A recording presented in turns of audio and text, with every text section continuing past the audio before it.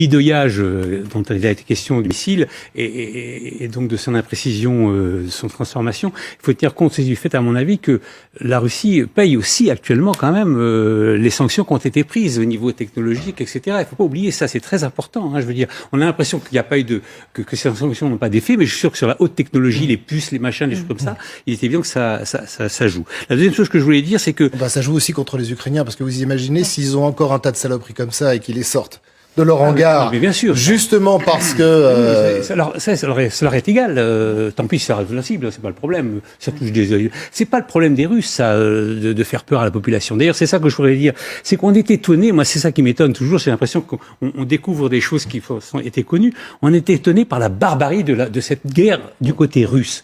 Mais si vous aviez suivi, enfin, si l'Occidental avait suivi un peu ce qui s'est passé en Tchétchénie en 2004, et avant d'ailleurs, ce qui s'est passé en Syrie encore récemment. C'est exactement la même tactique, c'est-à-dire des tactiques de frayeur, de terreur, de bombardement massif. Donc aujourd'hui, je veux dire, on est dans un classique, si je puis dire, de l'armée russe. C'est triste à dire. Et à mon avis, les Ukrainiens n'ont pas fait mine de déguster. Alors comment réagit-on à la télé russe ? Vous allez le voir, le stade du mauvais goût, de l'outrance est même largement dépassé. Donc nous célébrons ça avec de beaux feux d'artifice. Des feux d'artifice propres comme il se doit. Est-ce que ça fait du bien ? Je ne vais pas le cacher, ça fait du bien. Mais on se sentirait encore mieux si on voyait des ponts de Dnipro se réduire en miettes. Même si c'est notre missile qui a frappé cette maison, ça ne change absolument rien, pour moi personnellement. Regardez cette image de Mariupol. C'est ce qu'il va se passer à Kharkiv. Oui, c'est bien cela. Ça va se passer à Dnipro. Ça va se passer à Kiev.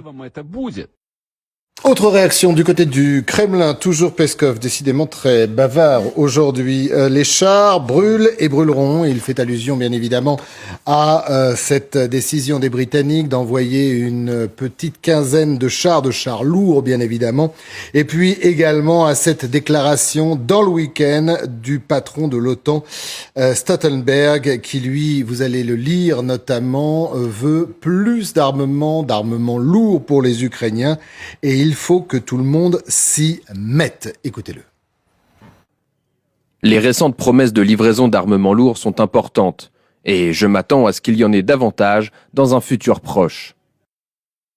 Alors, le problème, je ne sais pas, je vous pose la question à tous, si problème il y a, Stoltenberg, c'est bien, l'OTAN, c'est bien, mais l'OTAN est composée de pays et visiblement, beaucoup de pays peinent à fournir des armes aux Ukrainiens, et notamment, je me tourne vers vous, mais parce que vous serez le premier, mais qui veut répondre le fera. On va parler des chars, on n'en a pas beaucoup, voire on n'en a pas assez. Donc, quand Stoltenberg dit ça, on sait qu'il y a une réunion très importante vendredi. Rammstein. Mais c'est bien de le dire, mais est-ce qu'il ne va pas un peu vite en besogne ? Non, parce que en réalité, chacun des pays a très peu de chars. Globalement, l'OTAN a 30 pays, il y a pas mal de chars. C'est comme les unités d'infanterie, etc. On est dispersés. La France, comme le Royaume-Uni, ont autour de 200 chars Leclerc, alors que du temps de la guerre froide, c'était 1000, 1500 à peu près. D'ailleurs, la cible initiale du char Leclerc était de 1200. Donc, le rôle du secrétaire général de l'OTAN, c'est de faire un agrégat politique, comme on l'a fait à l'Union européenne au moment des sanctions économiques, face à ce que tous les pays se sentent concernés. Mais c'est clair qu'il y a des pays qui ont 20 ou 30 chars, pas plus, comme ils ont 40 avions, comme ils ont 3 frégates. Donc, c'est la somme. Il y a 2500 unités d'infanterie, de compagnies d'infanterie dans l'OTAN. Et je crois, qu'il est quand même important que le secrétaire général, dans son rôle, anime les pays de l'OTAN. Et dernier point, l'OTAN, c'est de la base du volontariat. Je rappelle que même l'article 5, dont on nous rebat les oreilles bien souvent, c'est le 4 ou le 5, ça dépend. Ouais, le 4 et le 5. Donc on va prendre le 5 parce que c'est le plus spectaculaire. Chaque pays décide de ce qu'il va faire. Alors qu'on est tous convaincus, en tout cas le grand public, que c'est automatique, on est attaqué, c'est automatique. Ouais. Non.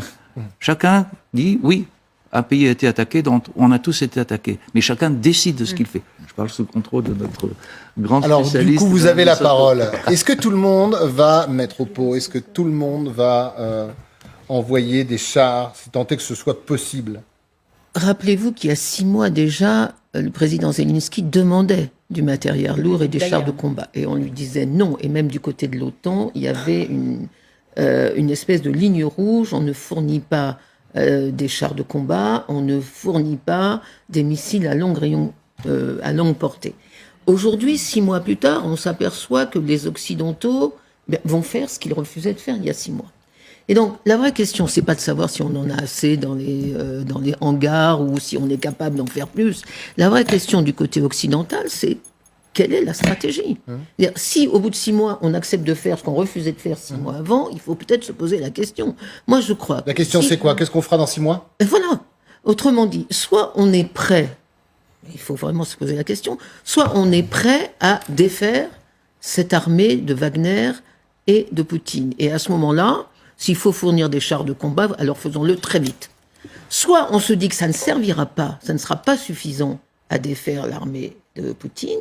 À ce moment-là, on essaye d'envisager quelle sera la prochaine étape de l'engrenage.